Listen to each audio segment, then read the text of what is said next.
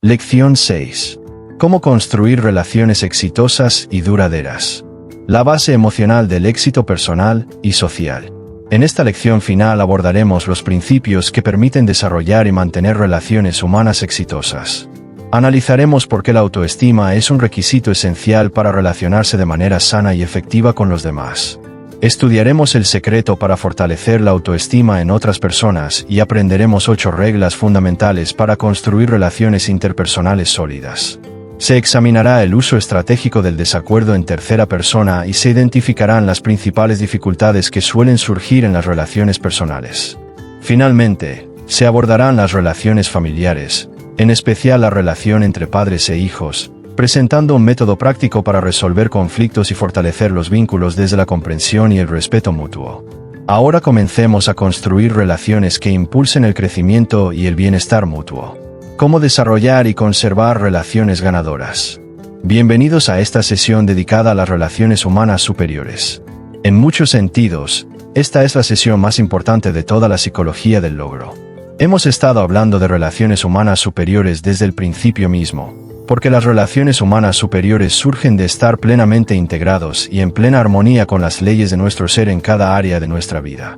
De hecho, cada parte de nuestra personalidad, cada aspecto de nuestra adaptación, cada elemento de nuestra autoimagen y de nuestra autoestima está íntimamente ligado y se expresa siempre en la calidad de las relaciones que mantenemos con otras personas. Llamamos a esta sesión Relaciones Humanas Superiores porque consideramos que lo más importante que un individuo puede desarrollar en su vida es la capacidad de disfrutar de relaciones humanas superiores con los demás. Sabemos, por nuestros estudios en psicología humanista y por las entrevistas realizadas a muchas personas, que el 85% de toda la alegría y satisfacción que alcanzamos como seres humanos proviene de nuestras interacciones con otras personas. De interacciones felices con otros seres humanos. Solo el 15% puede atribuirse a todas las demás fuentes y puede, si se quiere, englobarse bajo el título de éxito logrado. En otras palabras, obtenemos apenas el 15% de nuestra alegría y satisfacción a partir del logro y del éxito en la vida. Pero el 85% de todo el placer que disfrutaremos como seres humanos va a provenir de nuestra capacidad para llevarnos bien con los demás. Por lo tanto, si podemos aumentar nuestra capacidad de relacionarnos bien con otras personas, si podemos desarrollar relaciones humanas superiores, podremos extraer mucha más alegría y satisfacción de la vida. Me gustaría introducirles una ley final. Hemos hablado de algunas de las otras leyes mentales que rigen nuestra existencia. Y en el estudio de las relaciones humanas superiores, una de las leyes más importantes es lo que llamamos la ley del esfuerzo indirecto. La ley del esfuerzo indirecto sostiene que, en nuestras actividades con otras personas, obtenemos casi todo lo que queremos y deseamos de manera indirecta, más que de forma directa. Por ejemplo, si queremos alcanzar la felicidad, y todo el mundo quiere ser feliz, todo el mundo quiere ser más feliz de lo que es. Aristóteles ya señalaba, en su obra Ética Nicómaco hace más de 2000 años, que la felicidad no es un destino, sino un proceso o una condición, y que una persona solo es feliz cuando participa en actividades que le proporcionan una sensación de crecimiento personal y de realización. Así pues, nunca alcanzamos la felicidad saliendo a buscarla directamente. Solo alcanzamos la felicidad comprometiéndonos, día a día, en actividades que consideramos valiosas y dignas de la pena. Y las personas más infelices de nuestra sociedad son aquellas que realizan actividades que perciben como carentes de significado, de propósito y de relevancia, mientras al mismo tiempo se esfuerzan por ser felices. Simplemente no es así como funcionan las cosas en lo que respecta a nuestras relaciones interpersonales. Por ejemplo, si queremos impresionar a los demás, la forma más difícil de hacerlo es intentar impresionarlos directamente. Todos hemos cometido el error de tratar de impresionar a otros mostrando de manera explícita el tipo de persona que somos. Y, sin embargo, descubrimos que, aplicando la ley del esfuerzo indirecto o de la actividad indirecta, la mejor manera de impresionar a otra persona es dejarnos impresionar por ella. Cuanto más impresionados estamos por las cualidades y habilidades de otra persona, más impresionada se siente esa persona por nuestras cualidades y habilidades, y especialmente por nuestra capacidad de discernimiento. Si queremos que los demás se interesen por nosotros, la manera más segura de lograrlo es interesarnos por ellos. Si queremos que la gente crea en nosotros, la forma más segura de conseguirlo es creer en ellos, confiar en ellos y tener fe y confianza en sus capacidades. Si queremos agradar a los demás, la mejor manera es agradarnos de ellos. Si queremos tener un amigo, como dijo Emerson, primero debemos ser un amigo. Si concentramos todos nuestros esfuerzos en ser amigos, en agradar, en confiar en los demás, descubrimos que no tenemos ninguna dificultad en absoluto para que las personas sean nuestras amigas, para que nos aprecien, confíen en nosotros y disfruten de nuestra compañía. Si queremos que los demás nos respeten, la forma más segura de lograrlo es respetar a los demás. Pero existen otras razones por las que es importante aumentar nuestra capacidad de relacionarnos bien con los demás, especialmente en términos de una personalidad sana, algo que todos queremos tener y que todos deseamos desarrollar aún más. Todos aspiramos a poseer la personalidad más sana posible. Existen dos definiciones de personalidad sana que considero especialmente importantes. Una de ellas proviene nuevamente de Emerson, quien afirma que un individuo posee una personalidad sana en la medida exacta en que tiene la disposición de buscar lo bueno en cada situación. Me parece una definición muy acertada. La tendencia a buscar lo bueno en cada circunstancia es una medida directa de cuán sana es tu personalidad. Basta con remitirse a la propia experiencia y a las personas que uno conoce. Descubrirás que las personas más insanas e infelices que encuentras son aquellas que buscan lo negativo en cada situación. Las personas más sanas, más positivas y más realizadas, son las que buscan de manera constante lo bueno en cada circunstancia.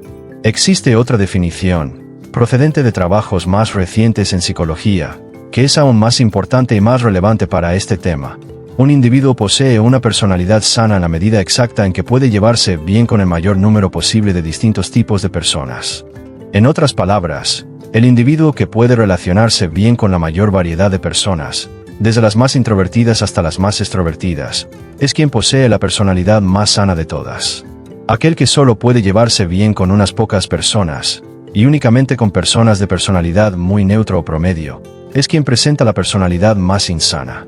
Y si observamos nuestras instituciones mentales, encontramos que las personas que deben ser hospitalizadas en ellas son, precisamente, aquellas con las personalidades más insanas de todas, incapaces de llevarse bien con nadie.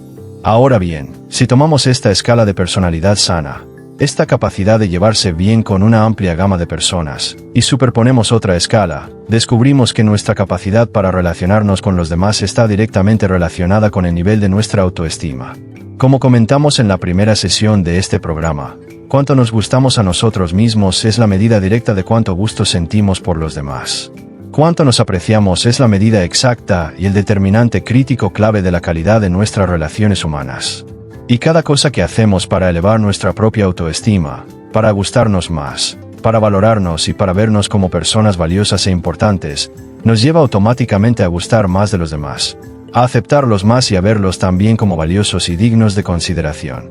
Una persona con niveles genuinamente altos de autoestima y autoaceptación posee, de manera natural y sin esfuerzo, la capacidad de llevarse bien con el mayor número de personas. Un ejemplo muy sencillo de esto es una persona enamorada. Una persona que está enamorada y que es genuinamente amada por otra persona se siente extraordinariamente bien consigo misma. Y cuando está enamorada, como dice la canción, se siente en la cima del mundo. Cuando está enamorada, parece llevarse bien con todo el mundo. Ve sol y flores por todas partes. Está feliz. Es encantadora. Es alegre. Y siempre que ves a una pareja de enamorados entrar en un restaurante, en un café o en un evento social, notas que todos a su alrededor sonríen. Todos se sienten bien simplemente porque ellos se sienten bien consigo mismos. Así pues, la cosa más importante que podemos hacer como seres humanos para aumentar la calidad de nuestras relaciones humanas es aprender a gustarnos y aceptarnos a nosotros mismos como personas valiosas e importantes. El secreto para construir la autoestima. A lo largo de todo este programa hemos estado hablando de lo importante que es decirnos cosas como me gusto, me gusto, me gusto, y de la necesidad de fortalecernos psicológicamente en lugar de debilitarnos.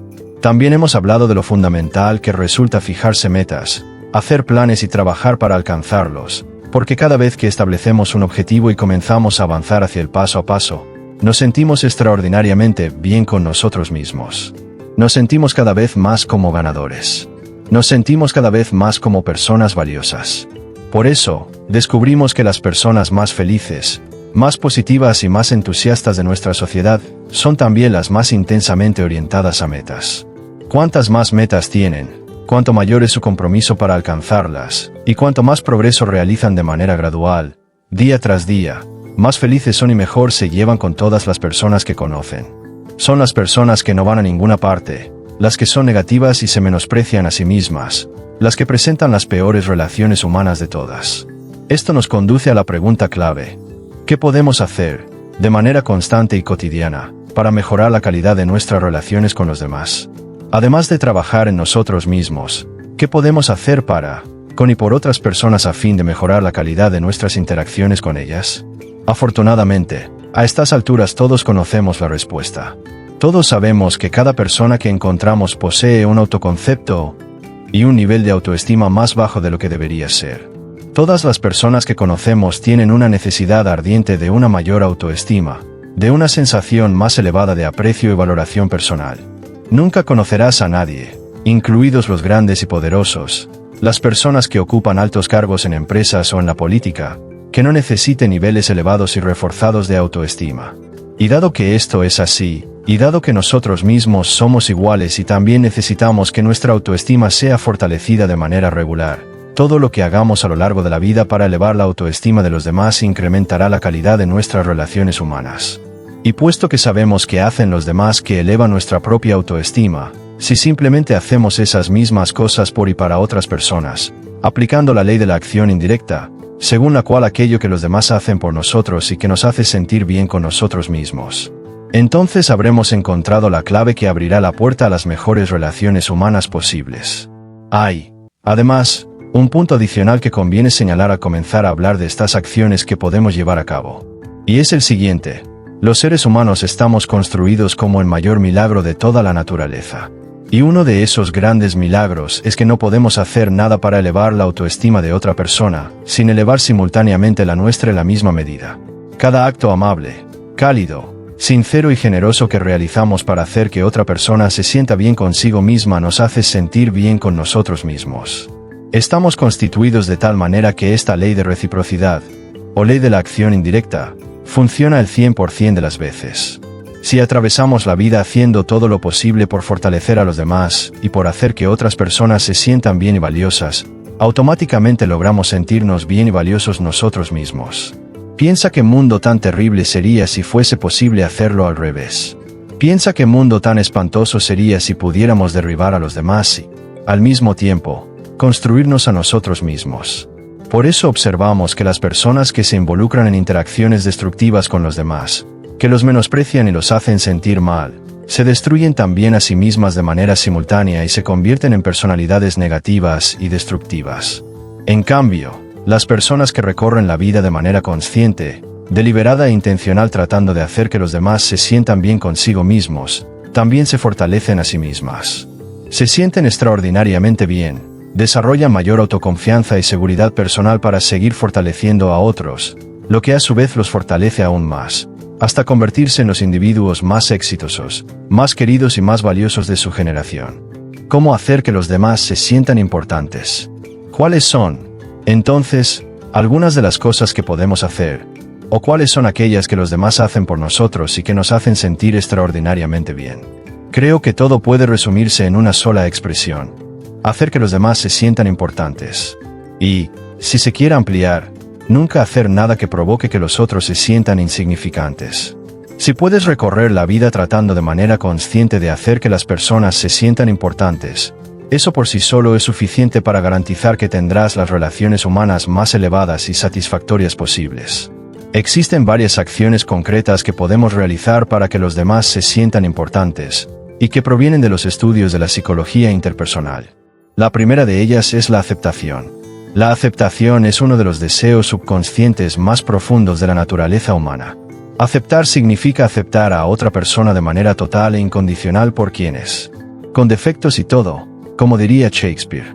Simplemente aceptarla sin juzgarla, sin condenarla por lo que es, por lo que piensa, por la forma en que se viste, y especialmente cuando es diferente a nosotros. Es muy fácil aceptar a las personas que son como nosotros y que hacen y dicen cosas que coinciden plenamente con lo que consideramos las normas sociales. Pero a quienes más necesitamos aceptar es a las personas que son distintas. Necesitamos aceptar especialmente a los adolescentes. Necesitamos aceptar especialmente a los jóvenes que tienen ideas diferentes. Necesitamos aceptar especialmente a las personas que son distintas a nosotros en términos étnicos, raciales, de orientación social o de condición socioeconómica. ¿Y cómo expresamos la aceptación? La forma más clara y más simple de expresar la aceptación de otro ser humano es, sencillamente, sonreír. Una sonrisa transmite 1000 palabras en un solo gesto. Sonreírle a otra persona le dice, de manera inmediata, que la consideras valiosa, digna y que la aceptas en sus propios términos. Sabemos que cuando dos seres humanos se encuentran, lo primero que ocurre, incluso antes de que se intercambien palabras, es la aceptación o la no aceptación del uno por el otro. Y hasta que esa aceptación o no aceptación queda establecida, ninguna comunicación posterior es realmente posible. Por eso, cada vez que conocemos a otra persona, debemos recordar que lo primero que esa persona busca, y lo primero que nosotros buscamos, es la aceptación o la confirmación de nosotros mismos como personas valiosas y dignas de consideración a los ojos del otro. La segunda cosa que podemos hacer para que los demás se sientan importantes es la aprobación. La aprobación es una de las formas más poderosas de construir la autoestima en otras personas. De hecho, una de las definiciones de autoestima es el grado en que una persona se siente digna de elogio o el grado en que se siente merecedora de la aprobación de los demás. Cuando otorgamos nuestra aprobación a otras personas, cuando elogiamos, aprobamos y reforzamos todo lo que hacen bien o correctamente, cada vez que lo hacemos, su autoestima se eleva y se sienten mejor consigo mismas. Ahora bien, cuando elogiamos, sabemos, especialmente en el ámbito corporativo, que muchos de los principios de los que estamos hablando aquí son claves para construir empleados excepcionales y entornos empresariales dinámicos. El elogio debe ser específico.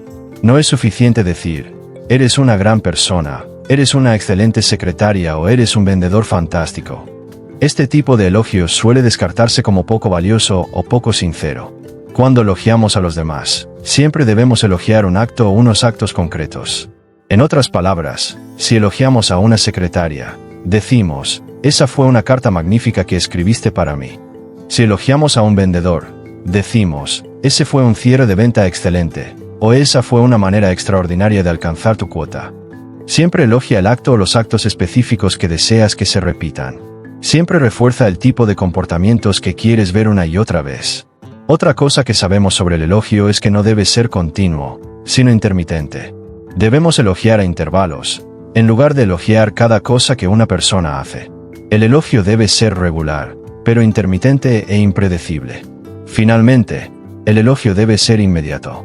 Cuanto más rápidamente siga el elogio a una acción que consideramos digna de reconocimiento, más probable será que la persona repita esa acción. Sabemos también algo muy interesante sobre el elogio. Si deseamos que las personas se comporten de determinada manera y realicen ciertas acciones, lo que debemos hacer es elogiarlas cada vez, de forma intermitente, que hacen algo que consideramos digno de elogio, y simplemente ignorar las demás acciones. Con el tiempo, descubrimos que las personas hacen cada vez más aquello por lo que reciben elogio y aprobación, y cada vez menos aquello que no recibe ninguna respuesta. Con el tiempo, su comportamiento se modifica de manera permanente. Esta es una técnica poderosa para aplicar con los hijos y también con los esposos y las esposas. El poder del agradecimiento y la admiración. Otra de las cosas que podemos hacer para que los demás se sientan importantes es la apreciación. La apreciación, o la expresión de gratitud, es una de las acciones individuales más importantes que podemos realizar para elevar la autoestima de otras personas. ¿Y cómo lo hacemos? Muy sencillamente, diciendo gracias. He viajado por todo el mundo y he descubierto que se puede recorrer la mitad de cualquier país simplemente diciendo por favor y gracias. Cada vez que cruzo una frontera, siempre me detengo a aprender cómo decir por favor y gracias. Aprendo también a contar, algunos números básicos, a decir cuánto cuesta y eso es demasiado caro. Pero las palabras por favor y gracias te permiten atravesar cualquier país del mundo. He comprobado que, cuando visitas otros países, si tratas a las personas como si fueras un invitado en su casa y te comportas con cortesía y educación, no tendrás ningún problema en absoluto. Recuerdo que hace algunos años, cuando vivía en el lejano oriente, un amigo mío de Italia me escribió diciéndome que quería viajar por toda Asia. Me preguntó si podía darle algún consejo. Por supuesto, quería visitar media docena de países distintos. Y yo le dije, mira, no puedo darte consejos específicos sobre media docena de países, pero sí puedo darte un solo consejo, y si lo sigues, no tendrás ninguna dificultad. Y ese consejo era ser extremadamente paciente y educado con todas las personas que conociera durante su viaje. Le dije que tratara a cada persona como si fuera un invitado en su país y que los tratara con respeto, aunque fueran más pobres que él, aunque tuvieran menos ventajas, aunque no estuvieran tan bien educados. Si hacía eso, no tendría ningún problema. Unos 2 meses después, me escribió de nuevo desde Italia. Había recorrido toda Asia y había regresado a su país. Me dijo que ese había sido el consejo más valioso que había recibido en toda su vida. Viajó con otras personas que no pusieron en práctica ese consejo y no tuvieron más que problemas. Me contó que la gente los dejaba plantados, les cobraba de más, los engañaba. Dijo que no les querían dar habitaciones en los hoteles. En cambio, él no tuvo un solo problema. Viajó por toda Asia sin ninguna dificultad. Y es, en verdad, un consejo excelente. La apreciación hace que la otra persona se sienta valiosa, que sienta que lo que hace y lo que dice tiene valor y tiene importancia para los demás, y eso la hace sentirse digna, útil y significativa. Otra cosa que podemos hacer es expresar admiración. La admiración es una forma extraordinariamente poderosa de construir la autoestima de otra persona. Y aquello que admiramos suele ser siempre rasgos o cualidades. Por ejemplo, la puntualidad, la laboriosidad, la generosidad, o incluso las posesiones, las cosas que una persona posee. Creo que, si visitas a alguien en su oficina o en su casa, una de las cosas más inteligentes y más amables que puedes hacer es fijarte en algo que sea claramente atractivo, que sea evidentemente importante dentro de ese entorno, y simplemente decir, ese es un cuadro precioso, o esa es una mesa muy bonita, o ese jarrón es hermoso. Las personas decoran sus oficinas, especialmente, sus hogares con cosas que son importantes para ellas, con objetos que tienen un valor especial en su vida. Una recomendación muy útil que damos tanto a hombres como a mujeres, pero especialmente a las mujeres, es que presten una atención especial a la forma en que se visten los hombres. Los hombres son realmente curiosos en lo que respecta a su manera de vestir, y son muy meticulosos con 2 cosas en particular, las corbatas y los zapatos. Dedican mucho tiempo a pensar en sus corbatas y en sus zapatos. Por lo general, los hombres solo tienen unos pocos pares de zapatos, a veces 1 o 2, mientras que las mujeres suelen tener muchos pares diferentes. Los hombres son muy conscientes tanto de sus corbatas como de sus zapatos. Y si una mujer quiere desarmar a un hombre, una forma muy sencilla de hacerlo es decirle, por cierto, llevas una corbata preciosa. Descubrirás que, si haces eso en medio de una conversación, la persona se saldrá completamente del tema. Olvidará por completo lo que estaba diciendo, mirará la corbata y quedará totalmente desconcertada. Y, por supuesto, si nuestro objetivo es desarrollar altos niveles de autoestima en los demás, hacer que otras personas se sientan valiosas, es absolutamente esencial que nunca critiquemos. No hay nada que destruya más las personalidades humanas, que socave la autoestima, que reduzca la confianza en uno mismo y que provoque reacciones negativas, cuando no hostiles y violentas, que el uso de la crítica destructiva hacia los demás. A veces puedes lograr una mejora dramática en tu vida si estableces una sola regla: negarte a criticar a nadie por nada. Sabemos, además, que nadie hace nunca algo que crea que está mal. Todo el mundo hace únicamente aquello que considera correcto, basándose en la información de la que dispone. El ser humano es, si se quiere, un animal racionalizador, capaz de justificar casi cualquier acción.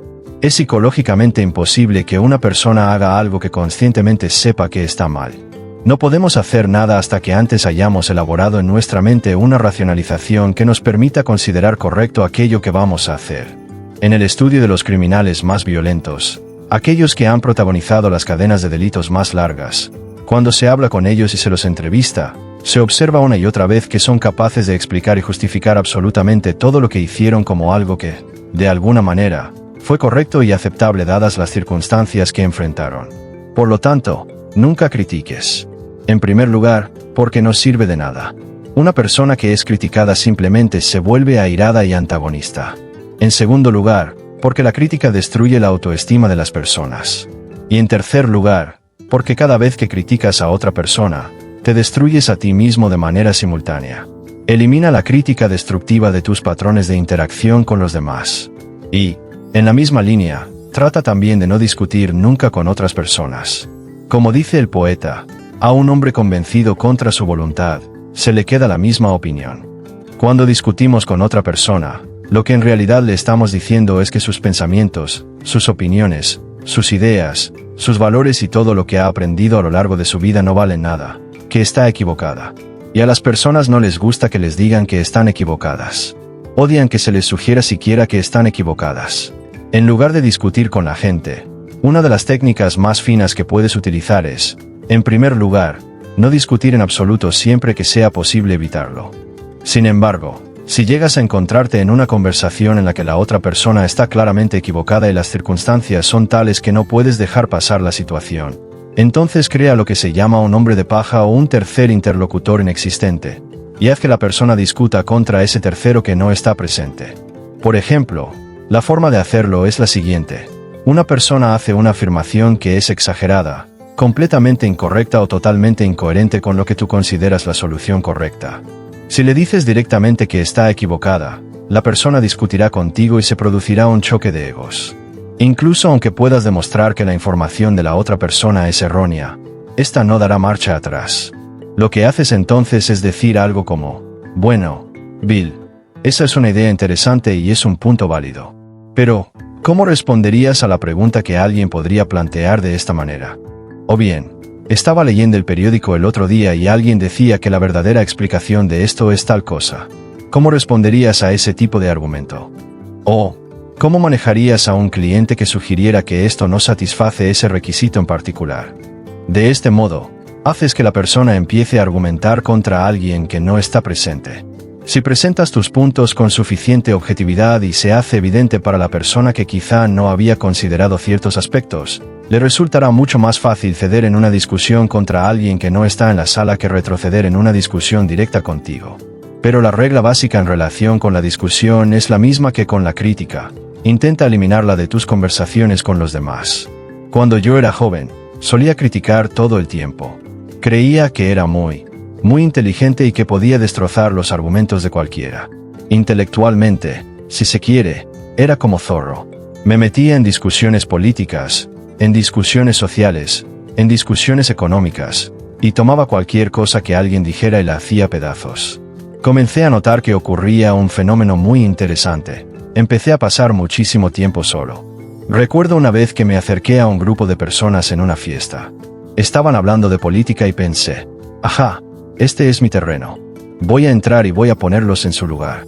Cuando me acerqué al grupo, la mayoría de los cuales ya me conocía, vi como todos levantaban la vista, me miraban, y de pronto el grupo simplemente se evaporó. Salieron en 5 direcciones distintas. Nunca olvidé esa experiencia. Nunca olvidé que, aunque dominara mi tema a la perfección y pudiera enfrentarme a cualquiera en un debate sobre ese asunto, no basta con tener razón. Lo importante es ser eficaz, ser aceptado y formar parte de una comunidad social.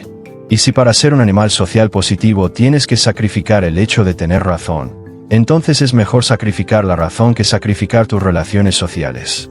¿Cómo captar la atención de los demás? Otro paso que podemos dar para fortalecer la autoestima de otras personas es lo que se denomina atención. ¿Cómo conseguimos la atención de los demás? ¿Cómo logramos mantenerla? Sabemos algo muy interesante acerca de la atención, y es lo siguiente. Siempre prestamos atención a aquello que valoramos y siempre ignoramos aquello que no valoramos. La calidad de la atención que brindamos es una de las afirmaciones más importantes que hacemos sobre nosotros mismos como seres humanos. Cuanta más atención prestamos a otras personas, más les transmitimos, de una manera que no puede comunicarse de ninguna otra forma, que las consideramos valiosas e importantes. Todos nosotros, como adultos, hemos tenido la experiencia de hablar con alguien que no nos escucha, que se da la vuelta o que ignora lo que decimos. Y sabemos perfectamente qué nos ocurre entonces. Nos enfadamos por la descortesía, nos sentimos ofendidos, nos irritamos. Exactamente lo mismo sucede cuando somos nosotros quienes hablamos con otra persona y no le prestamos atención, o cuando no prestamos la atención adecuada a las personas que son importantes para nosotros. La forma principal en que prestamos atención es escuchando. Y, como dijo el filósofo, Dios le dio al ser humano 2 oídos y una sola boca. Y probablemente esa sea la proporción más adecuada para usarlos, tanto para él como para ella. En otras palabras, siempre deberíamos escuchar el doble de lo que hablamos. Al escuchar a los demás, les transmitimos de una manera muy poderosa que los consideramos personas valiosas e importantes. Al escuchar, ocurren tres cosas fundamentales. En primer lugar, la escucha intencional construye confianza entre las dos partes. Probablemente no exista otra forma de generar confianza que dedicar el tiempo necesario para escuchar con atención lo que otra persona tiene que decir.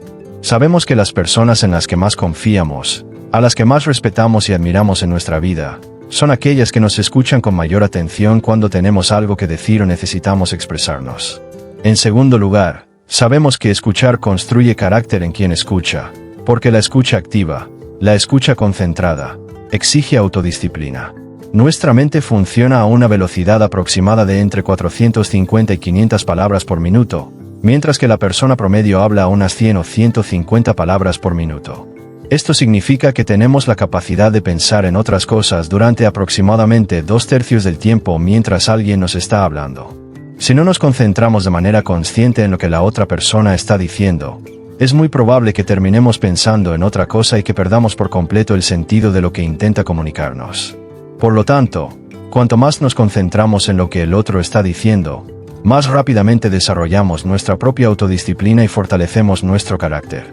Y, finalmente, la tercera cosa que sabemos acerca de la escucha es que escuchar eleva la autoestima de la persona escuchada. Cuando alguien es escuchado con cuidado y atención por otra persona, su autoestima se eleva como un termómetro en un día caluroso. Cuanto más atentamente escuchamos a otro individuo, más valioso y digno se siente consigo mismo. Y, por supuesto, más nos aprecia y más nos valora, porque cuanto mejor hacemos sentir a otra persona consigo misma, mejor se sentirá esa persona hacia nosotros. Muchos vendedores, por ejemplo, han hecho fortuna simplemente convirtiéndose en oyentes extraordinariamente atentos con sus clientes y con sus potenciales compradores. Veamos ahora 3 o 4 puntos clave sobre la escucha eficaz. El primer punto es escuchar con atención plena. Colócate frente a la persona, inclínate ligeramente hacia adelante y concéntrate al 100%, sin divagaciones mentales, sin distracciones ni interrupciones, en lo que la otra persona está diciendo. El segundo punto es hacer una pausa antes de responder. Hacer una pausa antes de responder es un gesto de elegancia en la interacción humana. Al hacerlo, primero te aseguras de que la otra persona no se haya detenido solo para tomar aire. Y, en segundo lugar, le transmites que estás considerando cuidadosamente lo que ha dicho. Además, hemos comprobado que cuando haces una pausa antes de responder, esperando simplemente entre 3 y 5 segundos antes de intervenir, escuchas mucho mejor lo que la otra persona está diciendo que si comienzas a hablar de inmediato en cuanto termina. La pausa antes de responder es una parte extremadamente importante de la escucha eficaz. Un tercer punto es devolver el mensaje, para asegurarte de haber comprendido con total claridad lo que la otra persona está diciendo. Es decir, si alguien te hace una afirmación o expone un punto y tienes la más mínima duda sobre su significado, devuélvelo diciendo algo como: entonces, lo que entiendo que estás diciendo es esto, o déjame asegurarme de haberlo entendido bien. Luego repites lo que has entendido y la otra persona te dirá: sí, eso es exactamente lo que quiero decir. Esto, una vez más, le transmite que estás escuchando con verdadera atención y que valoras la comunicación. Solo entonces conviene responder. Existe además una expresión que aprendí hace muchos años, que no es gramaticalmente perfecta, pero que es una de las más poderosas que conozco para aclarar el significado de lo que alguien dice. Es simplemente esta: ¿cómo quieres decir? Cada vez que una persona dice algo que no te quede del todo claro, dile: ¿cómo quieres decir eso exactamente? O simplemente: ¿cómo quieres decir? Descubrirás que muchas personas dicen cosas que ni siquiera son del todo claras para ellas mismas. Al hacer esta pregunta, les das la oportunidad de reformularlo de tal manera que tú lo comprendas con claridad la segunda vez.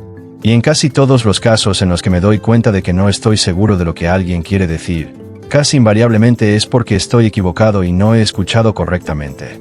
Y, finalmente, el cuarto punto clave de la escucha eficaz es hacer preguntas, y en particular preguntas abiertas, que ayuden a la persona a abrirse y a expresarse plenamente. Las mejores preguntas de todas para una escucha eficaz son: ¿qué? ¿Dónde? ¿Cuándo? ¿Quién? ¿Cómo y por qué?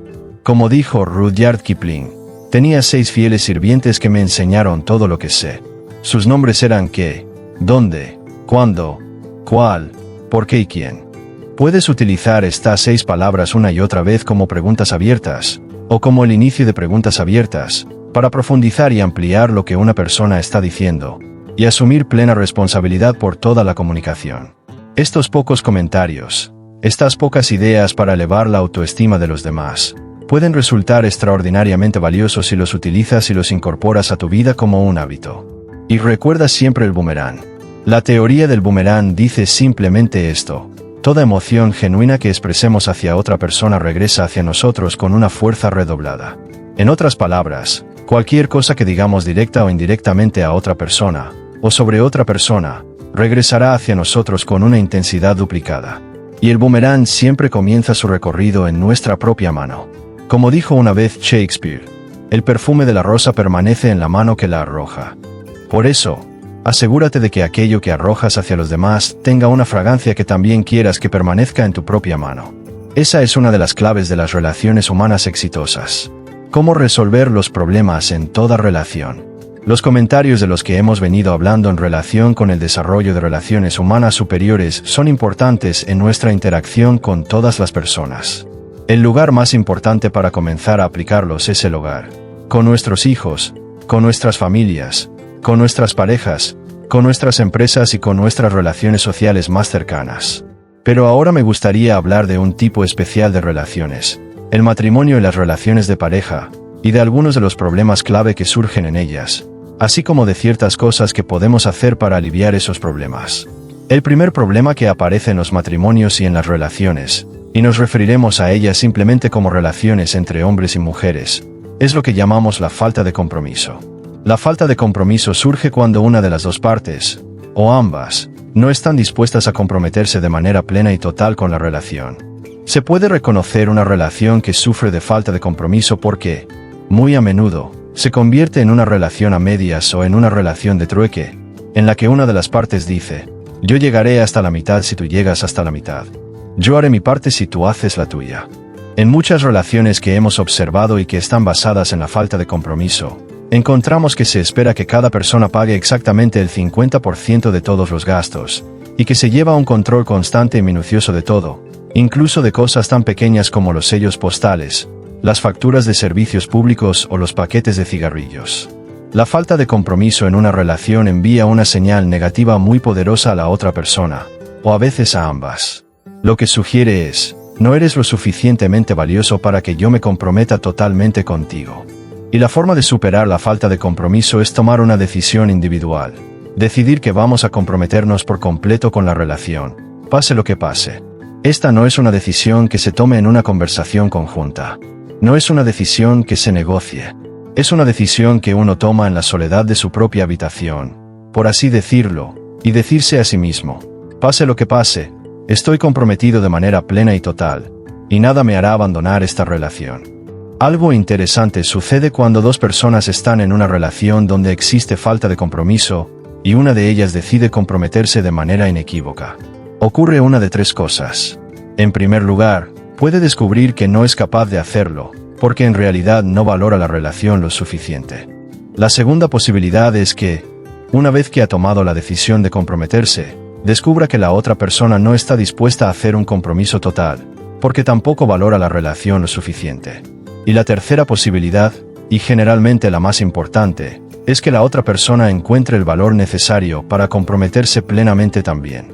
Muy a menudo, la razón por la que las personas se resisten a comprometerse en una relación es porque tienen miedo de salir lastimadas. Tienen miedo de volverse demasiado vulnerables. Tienen miedo de quedar demasiado expuestas si se comprometen. Y cuando una persona tiene el valor de comprometerse de manera plena con la relación, con frecuencia le da a la otra persona el valor para hacer lo mismo. Eliminar la falta de compromiso, en muchos casos, quita una enorme cantidad de tensión y estrés de una relación entre dos personas. Por cierto, en relación con los contratos matrimoniales, que son un indicio de falta de compromiso, un amigo mío, abogado, que redactó contratos matrimoniales durante unos 5 años, descubrió al revisar su práctica que el 99% de los matrimonios que él había formalizado o organizado bajo un contrato matrimonial se desmoronaron en un plazo de 3 años. La idea de un contrato prenupcial, que detalla derechos, normas, deberes y obligaciones de cada persona, es una indicación de que ninguno de los dos cree realmente, en un nivel profundo, que la relación vaya a tener éxito. Otro problema que aparece en los matrimonios y en las relaciones es intentar cambiar a la otra persona o esperar que la otra persona cambie. No hay nada que introduzca más estrés en una relación que la sugerencia constante de que una de las personas no es lo suficientemente buena tal como es y que necesita cambiar. A menudo descubrimos que, si seguimos intentando que alguien cambie, esa persona se atrinchera, se resiste y no cambia. Incluso si desea cambiar, no lo hará debido al acoso constante y a la presión que se ejerce sobre ella. Cuando sugerimos a otra persona que necesita cambiar, lo que estamos haciendo es activar su miedo al rechazo. Le estamos diciendo que no es suficientemente buena tal como es para nosotros y que, a menos que mejore, simplemente no es aceptable. Podemos aliviar una enorme cantidad de estrés en las relaciones simplemente aceptando al otro de manera total, para bien o para mal, tal como es. Y recuerden que Flip Wilson solía aparecer en el escenario disfrazado de Geraldine y decía, lo que ves es lo que hay. En una relación, lo que ves es lo que obtienes. Las personas no cambian en una relación a menos que deseen sinceramente cambiar y estén dispuestas a hacer el esfuerzo. A menos que una persona desee de verdad hacer cambios, esforzarse y practicar la disciplina necesaria, no hay nada que usted pueda hacer para que cambie. O la acepta tal como es o no la acepta tal como es, pero no intente cambiarla. Lo único que logrará es que se estrese, se enoje, se vuelva resentida, se atrinchere y luche en respuesta. Otro problema que aparece en las relaciones es los celos. Los celos son invariablemente el resultado de un bajo autoconcepto en la persona que los experimenta. En realidad, los celos no tienen nada que ver con la otra persona. La persona celosa, de manera invariable, siente, no soy lo suficientemente bueno, por lo tanto, cree que nadie podría amarle verdaderamente como persona. La forma de superar los celos es establecer metas que sean importantes para uno mismo y trabajar en el propio autoconcepto. Decirse, me gusto, me gusto, me gusto, y luego ocuparse de hacer que la propia vida y las actividades cotidianas sean valiosas y significativas. Porque una persona con un autoconcepto positivo elevado y con un nivel genuinamente alto de autoestima, no siente celos. Sabe que es valiosa, importante y digna por sí misma. Y, sin importar cómo actúe o que diga cualquier otra persona, eso no refleja su valor como individuo. Esto es muy importante. Las personas que sufren de celos tienen invariablemente un autoconcepto bajo, y la solución es elevar ese autoconcepto. Otra causa de problemas en las relaciones es la autocompasión. Sentirse apenado por uno mismo por algo que la otra persona ha hecho o no ha hecho por nosotros. Sabemos que la autocompasión es casi siempre una respuesta aprendida. Aprendemos a practicar la autocompasión de un padre o una madre que son muy buenos practicándola. Y cuando entramos en nuestras relaciones, nos revolcamos en la autocompasión y estamos siempre sugiriendo que la otra persona nos está fallando. La autocompasión también es el resultado de un bajo autoconcepto. Y la misma fórmula que usamos para tratar los celos se aplica aquí. Trabaje en su autoconcepto. Ocúpese de sus propias metas. Acéptese como una persona valiosa. Y deje de sentir lástima por sí mismo. La autocompasión es una de las emociones negativas más insinceras e inútiles que existen, y generalmente no se basa en nada real. En realidad, se basa únicamente en lo que ocurre en nuestra mente. Otro problema en las relaciones son las expectativas negativas. Sabemos, por la ley de las expectativas, que nuestras expectativas, ya sean positivas o negativas, sobre las personas cercanas a nosotros tienden siempre a cumplirse. Si acusamos continuamente a la otra persona de estar a punto de hacer algo que nos decepcionará, puede estar seguro de que, si insistimos lo suficiente, la otra persona no decepcionará nuestras expectativas. Por lo tanto, la regla básica en las relaciones es siempre esperar lo mejor de nuestra pareja o de nuestro cónyuge. Lo más amable y generoso que un esposo o una esposa pueden hacer es esperar siempre que el otro tenga éxito. Decirle constantemente que cree en él o en ella, que confía en él o en ella, animarlo a perseguir sus metas, alentarlo a creer en sí mismo, ayudarlo a mantener el ánimo cuando las cosas salen mal. Lo más amable, generoso y fructífero que un esposo y una esposa, o un novio y una novia, pueden hacer el uno por el otro es esperar continuamente que el otro haga lo mejor posible con su vida y sus actividades, porque esas son las expectativas que se cumplirán, y no las contrarias. El último problema que observamos en las relaciones es lo que llamamos incompatibilidad. La incompatibilidad aparece una y otra vez en nuestras relaciones por diversas razones. Una de ellas es que las personas son diferentes, y a veces se conocen y creen que tienen mucho en común, Pero a medida que se conocen mejor o a medida que pasa el tiempo, descubren que tienen cada vez menos cosas en común y cada vez más características, actitudes y valores que son incompatibles entre sí. Muchas personas se aferran a relaciones mucho después de que éstas han muerto y cuando ya no tienen absolutamente nada en común. No tienen de qué hablar. No comparten valores ni intereses. Se aferran a la relación porque tienen miedo de admitir que no ha funcionado, porque sienten que, al hacerlo, habrán fracasado. Y en lugar de admitir, siquiera ante sí mismos, que la relación no ha funcionado, permanecen en una relación que los hace miserables año tras año tras año. El hecho es que, en relación con la incompatibilidad, cuando una relación no funciona, cuando dos personas descubren que ya no tienen nada en común, no significa que alguien haya fracasado. Simplemente significa que son incompatibles. Significa que ya no tienen nada en común. Descubrimos, por cierto, que el periodo más común en el que se detecta la incompatibilidad es a finales de los 20 y principios de los 30. Las personas que se casan a comienzos de sus 20 cambian de manera drástica a lo largo de esa década.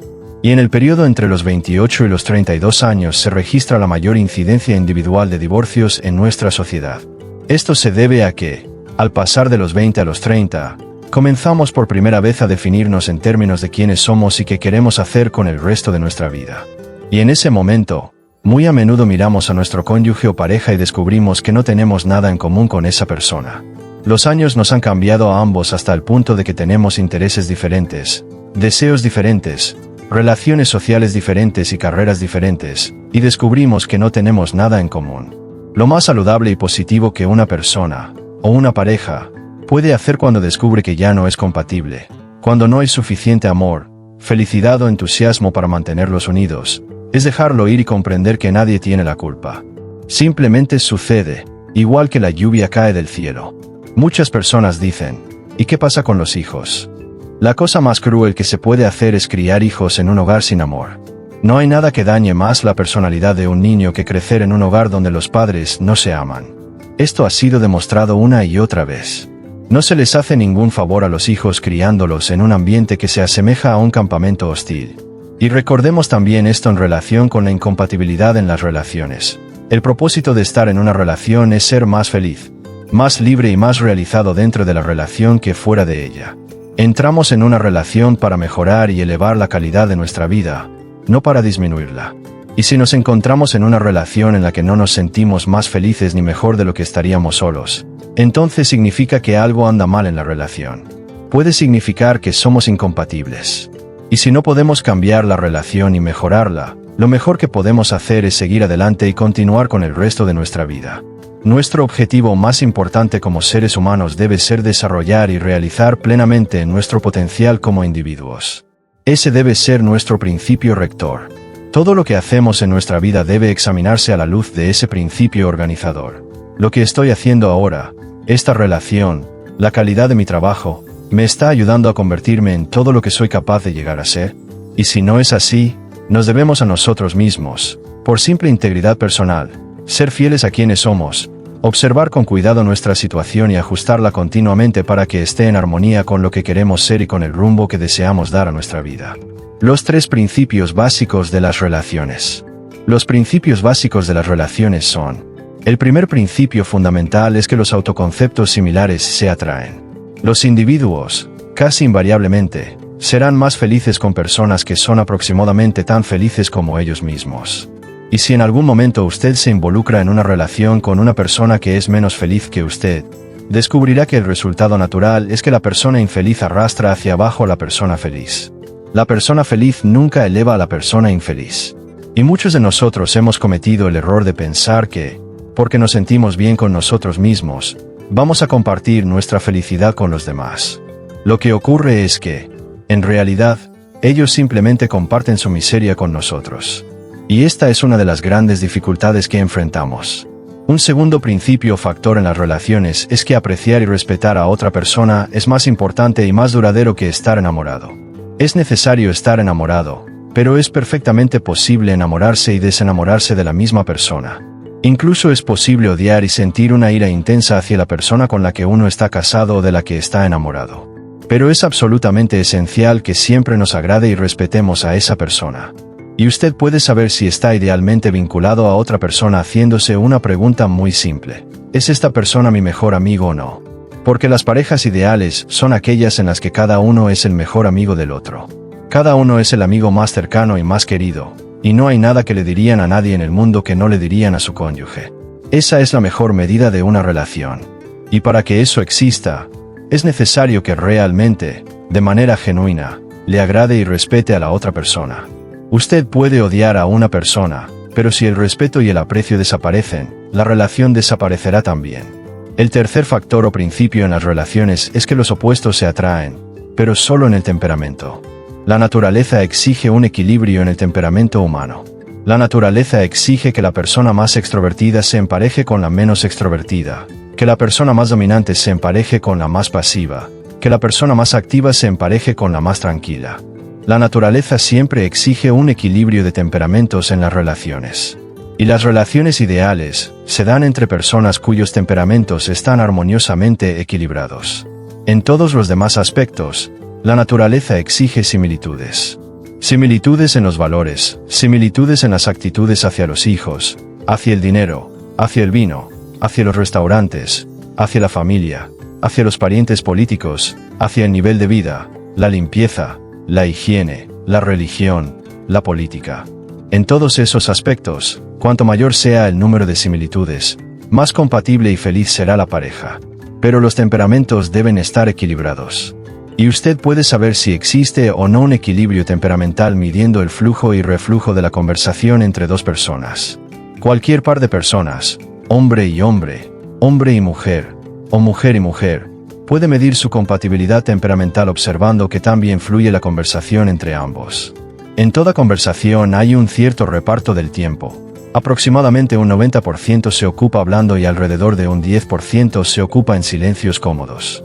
Y cada persona tiene una determinada cantidad de tiempo que necesita hablar y una determinada cantidad de tiempo que necesita escuchar. Cuando dos personas son compatibles, la cantidad de tiempo que una necesita hablar coincide con la cantidad de tiempo que la otra necesita escuchar. Por ejemplo, si dos personas necesitan hablar el 45% del tiempo y escuchar el 45% del tiempo, serán muy compatibles. Habrá un flujo y reflujo natural, con ese 10% de silencios cómodos. Pero si se da la situación en la que ambas personas necesitan hablar el 70% del tiempo y solo necesitan escuchar un 20 o 25%, se producirá un choque por el tiempo de aire. ¿Quién va a hablar más? ¿Quién va a hablar menos? ¿Quién se va a morder los labios y dejar que el otro diga todo lo que quiere decir? ¿Y quién se va a quedar sentado en silencio cuando en realidad está ansioso por hablar? Y siempre descubrirá que, en una relación así, la persona que más se preocupa por la relación es la que deja que la otra hable más. El otro tipo de relación incompatible se da cuando ambas personas descargan todo lo que tienen que decir en apenas un 30% del tiempo y queda un gran vacío de un 40% de silencios incómodos, en los que simplemente se sientan sin tener nada que decirse. Muy a menudo se ve a parejas en restaurantes o a parejas viajando en automóvil, sentadas una junto a la otra sin hablar. No tienen nada que decirse. Lo que eso significa es que son temperamentalmente incompatibles. Han llegado a un punto en el que simplemente ya no tienen suficientes cosas en común como para llenar todo el tiempo compartido. ¿Cómo cultivar relaciones exitosas entre padres e hijos? Pasemos ahora a una relación muy especial, sumamente valiosa e importante, la relación entre padres e hijos. Quizás sea la relación más duradera y persistente que se da en nuestras vidas, y la que tiene el mayor impacto individual sobre nuestra personalidad entre todas las experiencias que atravesamos. De hecho, alguien dijo recientemente que el adulto promedio en nuestra sociedad pasa los segundos 40 o 50 años de su vida recuperándose de los primeros 5. Y creo que eso es muy cierto.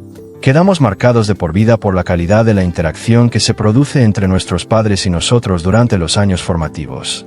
Y observemos ahora el rol de la crianza. ¿Cuál es el rol de la crianza? Se han escrito muchísimos libros sobre este tema. Hay miles de libros sobre cómo criar a los hijos. Y estoy convencido de que el rol de la crianza es, en esencia, una sola cosa. Basado en todo lo que hemos analizado en este programa, el rol de la crianza es simplemente nutrir una alta autoestima. En la medida en que un padre o una madre fomenta una alta autoestima en sus hijos, en esa misma medida ha tenido éxito como padre o madre. Un niño que sale de la adolescencia y entra en el mundo adulto con un fuerte sentimiento de aprecio por sí mismo y de autoestima queda preparado para la vida sobre una base sólida. Y si los padres no logran nada más en el mundo que construir ese alto sentimiento de autoestima, de autovaloración, de autorrespeto, de autoaprobación, habrán logrado algo verdaderamente esencial. Por el contrario, en la medida en que no fomentan esa alta autoestima, en esa misma medida han fracasado como padres. No hay nada más importante en la vida de una persona joven que el flujo continuo de amor de alta calidad proveniente de sus padres. Esto significa que es absolutamente esencial que nunca utilicemos la crítica destructiva con nuestros hijos. Nunca critiquemos destructivamente a nuestros hijos. No hay nada más venenoso, nada más destructivo, nada que deteriore de forma más permanente la eficacia de una persona a lo largo de su vida que ser objeto de críticas destructivas por parte de sus padres. Y no hay nada que convierta a los niños en adultos fuertes, sanos y seguros de sí mismos de manera más certera y más rápida que un flujo continuo de amor y aprobación por parte de sus padres. Como padre o madre, usted debería decirles a sus hijos que los ama todos los días. Decírselos con palabras, decírselos con hechos, y decírselos mediante 4 conductas especiales de las que escribe el Dr. Ross Campbell en su libro Cómo amar de verdad a su hijo. Él afirma que hay 4 maneras en que los padres le comunican a sus hijos que realmente los aman. La primera manera es hacer que su amor sea incondicional. Es decir, dejar absolutamente claro para sus hijos que no hay nada en todo el mundo que ellos puedan hacer, ni nada que pueda ocurrir, que haga que usted los ame menos del 100%, de manera total, todo el tiempo, las 24 horas del día. El regalo del amor incondicional es el obsequio más amable y más precioso que un padre puede darle a un hijo. No hay nada que haga que un niño se sienta más seguro, más valioso y más importante que saber que su mamá y su papá lo aman al 100% todo el tiempo. Mi hijita Cristina tiene 4 años y jugamos un pequeño juego para reforzar esta idea. A veces me siento con ella y le digo, Cristina, ¿cuánto te ama tu papá? Y ella junta las manos bien cerca. Entonces yo le digo, no, ¿cuánto te amo? Y ella abre las manos un poco más. Y yo vuelvo a decir, ¿cuánto te ama papá? Y ella abre las manos aún más. Finalmente le digo, vamos, Cristina. Y ella abre los brazos todo lo que puede y dice, ¿me amas así de mucho? Y yo le digo, Cristina, ¿y qué pasa cuando te grito? Ella dice, igual me amas así de mucho, con los brazos bien abiertos. Y yo le digo, ¿y cuándo te mando a tu habitación? Ella dice, igual me amas. Y yo le digo, ¿y cuándo te doy una palmada? Y ella responde, papá, igual me amas incluso cuando me das una palmada. Y le digo, ¿y cuando te grito? Te doy una palmada, te mando a tu habitación y tú lloras. Y ella dice, papá, igual me amas así de mucho, con los brazos completamente extendidos. Y yo le digo, ¿cómo puede ser eso? Y ella responde, papá, sé que siempre me amas, pase lo que pase. Y sigo diciéndoselo y haciendo que ella lo repita, porque quiero condicionarla. Quiero que sea un hábito de pensamiento en su mente saber que su papá y su mamá la aman absolutamente al 100% y que, pase lo que pase, ese amor es completamente inquebrantable. Haga que su amor sea totalmente incondicional. El fenómeno del amor condicional, del amor retirado, de la privación del amor, es el gran destructor de las personalidades humanas. Elimine esa posibilidad de la vida de su familia. La segunda manera de mostrarles a nuestros hijos que realmente los amamos es a través del contacto físico. Abrazarlos, besarlos, sostenerlos, palmearlos, tocarlos, y dejarles claro que los consideramos valiosos. En relación con el contacto físico, por cierto, se ha observado que los niños varones reciben la misma cantidad de contacto físico que las niñas hasta aproximadamente el primer año de vida. Pero desde el año hasta los 5 años, la cantidad de abrazos que reciben los niños varones desciende hasta el 20% de la cantidad de abrazos que reciben las niñas. Muchos psicólogos sostienen que esta es una de las razones por las cuales los niños varones son tan inquietos, tan alborotados y tienen una gran tendencia a meterse en problemas y a lanzarse de un lado a otro. Reciben cada vez menos atención física, cada vez menos abrazos. Virginia Satir, psicóloga infantil y terapeuta familiar, afirma que los niños necesitan 4 abrazos al día para sobrevivir, 8 para tener una buena salud mental y 12 para crecer. Y no creo que se les pueda dar a los niños demasiados abrazos ni demasiados besos. Es una de las maneras más hermosas de transmitirle a un niño que usted realmente lo ama. La tercera cosa que podemos hacer para decirles a nuestros hijos que los amamos es el contacto visual. Los niños tienen tanques emocionales que se vacían continuamente. Consumen su combustible emocional. Y la manera en que los niños rellenan esos tanques emocionales y se sienten verdaderamente amados es experimentando un contacto visual directo y amoroso por parte de sus padres. La gran tragedia de nuestra sociedad es que la mayoría de los padres no tienen ninguna dificultad en establecer contacto visual directo con sus hijos cuando los están reprendiendo, cuando les gritan, cuando están enojados con ellos. Pero muy pocas veces los padres dedican tiempo a mirar directa y amorosamente a sus hijos, a expresar su amor a través de la mirada, sonriéndoles, de modo que el niño sienta que se baña en el cálido resplandor de una mirada amorosa. Cuanto más miramos a nuestros hijos con amor en los ojos, cuanto más los miramos y les sonreímos y dejamos claro que los consideramos valiosos y que les prestamos atención, más crecen como seres humanos. Los niños, por cierto, los bebés, comienzan a responder al contacto visual directo y amoroso alrededor de las 6 semanas de vida. Y desde ese momento en adelante, responden a él de manera constante a lo largo de toda su vida. Ya de adultos, somos extremadamente sensibles, como resultado del condicionamiento de la infancia, a la manera en que las personas nos miran. Si las personas nos miran de forma extraña, negativa, si ponen los ojos en blanco o desvían la mirada, eso nos hace sentir inseguros, incómodos y, en ocasiones, muy enojados. En cambio, si las personas nos miran y sonríen, si están relajadas, son agradables y positivas, eso nos hace sentir seguros, tranquilos y bien con nosotros mismos. La cuarta conducta, o el cuarto comportamiento que los padres pueden utilizar, es la atención focalizada. Pasar tiempo de calidad, tranquilo y totalmente ininterrumpido con cada hijo, todos los días. Simplemente sentarse en silencio, sin distracciones, sin televisión, sin radio, con su hijo. Investigaciones recientes de la Asociación Estadounidense de Padres y Maestros, PTA, han encontrado que el padre promedio pasa 2 minutos a la semana con su hijo bebé en atención focalizada e ininterrumpida, y que el padre promedio pasa 7 minutos a la semana con su hijo adolescente en atención puramente focalizada. Una de las razones por las cuales tenemos tantos problemas con los adolescentes en nuestra sociedad actual, alcoholismo, promiscuidad sexual, drogadicción e incluso suicidio, es que los padres no pasan mucho tiempo con sus hijos. Hoy los padres toman cursos para aprender a detectar si sus hijos consumen drogas. Si pasaran un poco más de tiempo con ellos, un poco más que esos 7 minutos semanales en promedio, no tendrían ninguna dificultad para darse cuenta. Los niños necesitan estímulo, elogios, refuerzos, amabilidad y paciencia, especialmente cuando son menos adorables y cuando ponen a prueba la paciencia de sus padres al máximo. Los niños necesitan ser amados cuando son más exasperantes. Es en ese momento cuando sus tanques emocionales están en el nivel más bajo. Y especialmente durante la adolescencia, los niños necesitan saber que sus padres están detrás de ellos al 100%. Necesitan saber que sus padres los aman, creen en ellos, confían en ellos y saben que les irá bien. El doctor David M. Kleyan, de Harvard, encontró en sus estudios sobre jóvenes con alto rendimiento que existen 2 características en el hogar que determinan si los jóvenes serán personas de alto logro desde temprano en la vida.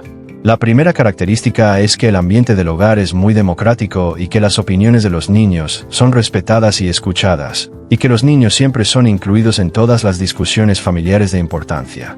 La segunda característica es que los padres de los jóvenes con alto rendimiento tenían invariablemente expectativas positivas elevadas respecto de sus hijos. Creían en ellos y se lo decían de manera inequívoca, confiaban en que les iría bien. No tenían exigencias positivas altas. No exigían que rindieran de acuerdo con ciertos estándares, ni que obtuvieran determinadas calificaciones, ni que destacaran en ciertos deportes. Simplemente esperaban, de manera tranquila y positiva, que a sus hijos les fuera bien. Y las expectativas positivas que tenemos sobre nuestros hijos casi invariablemente se manifiestan. Casi siempre se hacen realidad en sus vidas. Por eso, espere solo lo mejor de sus hijos. A los niños se les debe enseñar a decir me gusto desde una edad temprana. Nosotros comenzamos a enseñarles a nuestros hijos, a los 2 años, a decir, me gusto, me gusto, me gusto. Y Cristina dice, me amo, me amo, me amo. Y si alguna vez quiere ver cómo se transforma la personalidad de un niño, hágalo correr diciendo me gusto o me amo, o pídale que se mire al espejo. Muchas familias que han pasado por nuestro curso y por este programa ahora hacen que sus hijos se miren al espejo todas las mañanas y digan me gusto o me amo. Y verá cómo los niños se iluminan como reflectores cuando comienzan a decir me gusto y me amo frente al espejo. Y la única persona que puede darles a los niños permiso para decir me gusto y alentarlos a decirlo una y otra vez son sus padres. Ellos no lo harán y pueden hacerlo por sí solos. Necesitan ser alentados y recibir permiso de sus padres. Padre puede ejercer sobre su hijo es dejarle claro, de manera continua y sin reservas ni condiciones, que lo ama y cree en él. Y recuerde, los niños con un autoconcepto elevado, con alta autoestima, los niños que saben que sus padres los aman y creen en ellos de manera incondicional, no tienen problemas en la escuela. Obtienen buenas calificaciones, suelen ser los más populares, casi nunca se enferman, casi nunca faltan a clases. No se involucran en promiscuidad, drogas, alcoholismo ni tabaquismo. No hacen cosas para dañar sus cuerpos ni sus mentes porque se gustan a sí mismos. Y la influencia más poderosa que un padre puede ejercer sobre su hijo es dejarle claro, de manera continua y sin reservas ni condiciones, que lo ama y cree en él. Los niños están sometidos a una enorme presión de grupo.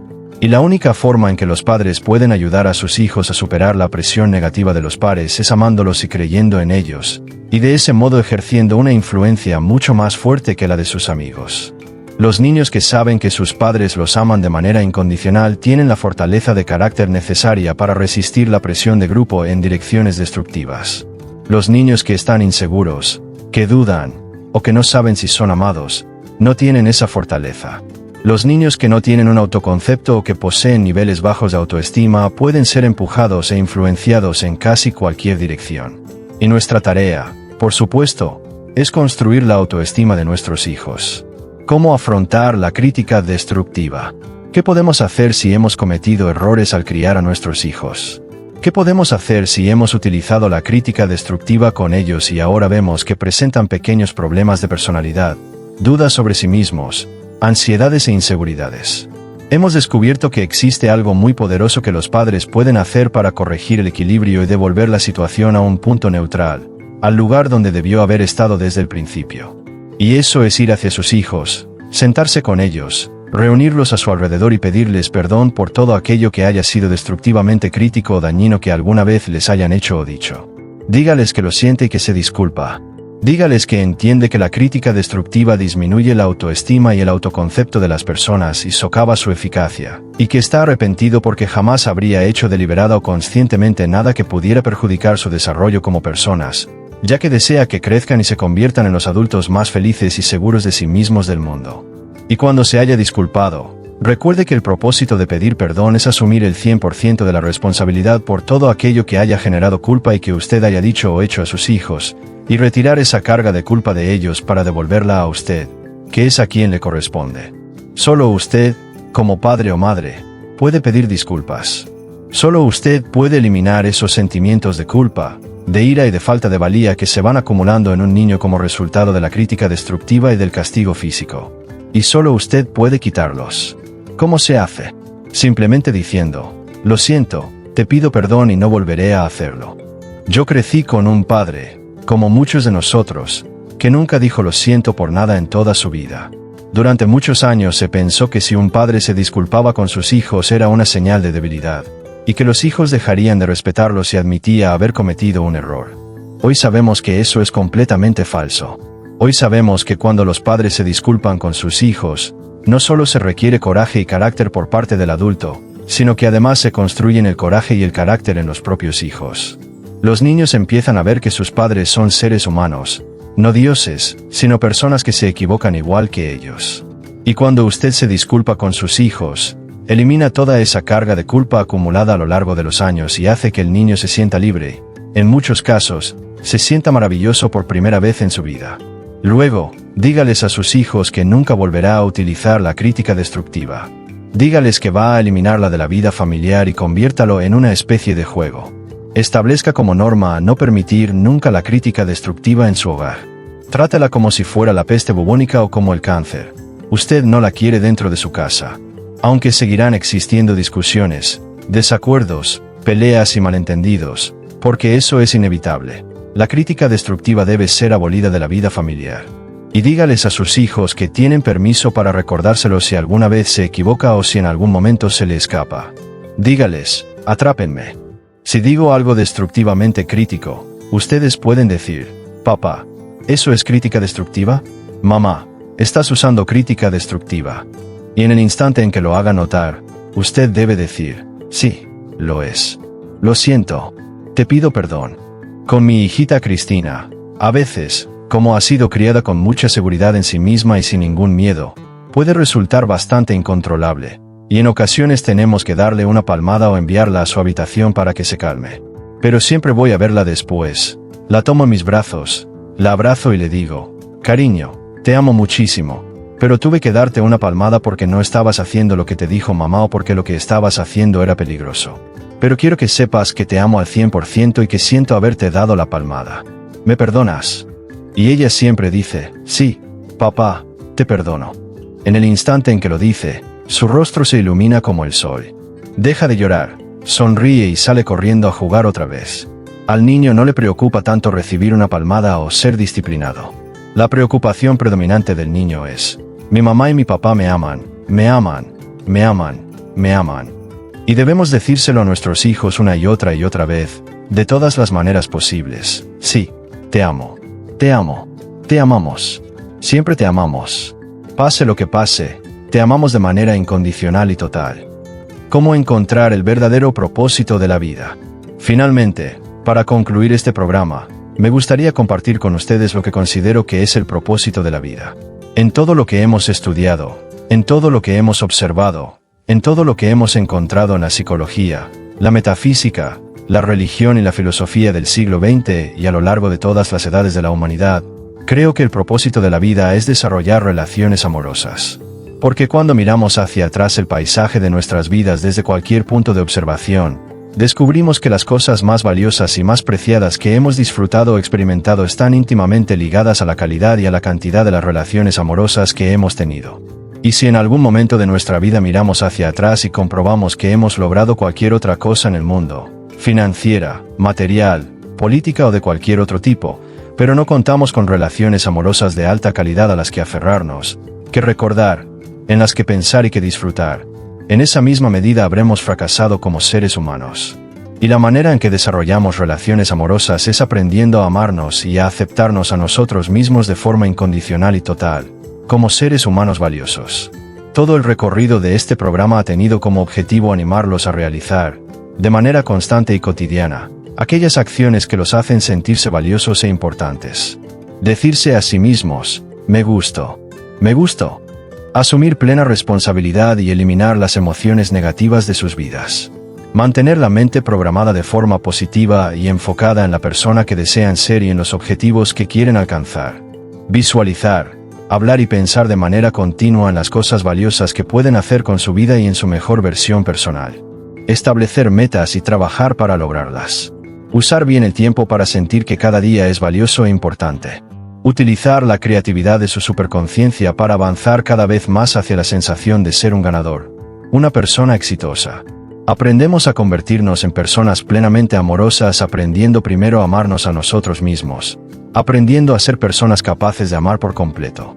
Y a medida que empezamos a construir amor hacia nosotros mismos, practicamos entregando ese amor a los demás, porque sabemos que el amor es la única cosa que nunca se puede tener en mayor cantidad si no es compartiéndola con otras personas. El amor solo crece cuando se comparte. Y cuanto más amor damos, de acuerdo con la ley del esfuerzo indirecto de la que hemos hablado, más recibimos de vuelta y más tenemos. Cuanto más damos, más recibimos, hasta que muy pronto, si se quiere decir así, nuestra copa rebosa. Y las personas más felices del mundo, así como aquellas que han dejado la huella más significativa en toda la historia de la humanidad, han sido los grandes amantes de la historia. En primer lugar, por encima de todos, Jesús de Nazaret, pero también San Francisco de Asís, Albert Schweitzer, la hermana Teresa. Los grandes amantes. Las personas que han sido capaces de expresar amor en los ámbitos más amplios de la historia humana, son las que han cambiado el rumbo completo de nuestro destino. Así pues, aprendemos a amarnos a nosotros mismos y luego practicamos entregando ese amor a los demás. Y me gustaría despedirme dejándoles una pequeña historia. Hace un par de años conocí en Berlín a una mujer mayor, una abuela, hermosa, con una manera de ser radiante y profundamente amorosa. Le pregunté por su vida, por sus experiencias al crecer, porque poseía esa cualidad tan poco común de un ser humano verdaderamente pleno en amor. Y ella me contó que, durante su infancia, su madre y su padre fueron personas muy amorosas. Le enseñaron a amar, a tener bondad, compasión y paciencia hacia los demás. Le enseñaron a amarse entre ellos y a amar también a las personas fuera de su familia. Dijo que aquello dejó la huella más profunda en toda su vida, porque luego pasó de un origen humilde a casarse con uno de los industriales más ricos de los Estados Unidos, a vivir una vida muy próspera y a tener varios hijos maravillosos que también crecieron de la misma manera. Contó que, cuando sus padres fallecieron, los 4 hijos, ya adultos, regresaron a la casa familiar para repartirse las pocas pertenencias que quedaban. Y solo había una cosa que ella deseaba de los bienes de sus padres. Era un letrero que había estado colgado sobre la repisa de la chimenea durante todos los años de su infancia. En ese letrero figuraba un lema muy sencillo. Decía, solo una vida, que pronto pasará. Solo lo hecho con amor permanecerá. Y creo que ese es uno de los sentimientos más bellos que he escuchado jamás, porque realmente resume todo lo que hemos aprendido en este curso. Resume todo lo que hemos aprendido acerca de alcanzar nuestro destino pleno como seres humanos. Solo una vida, que pronto pasará. Solo lo hecho con amor permanecerá. Señoras y señores, si pudiéramos vivir nuestras vidas conforme a ese credo, si pudiéramos vivir practicando la regla de oro, aprendiendo a amarnos a nosotros mismos y aprendiendo a amar a los demás, solo entonces podríamos avanzar hacia la plena realización de nuestro destino humano. Muchas gracias.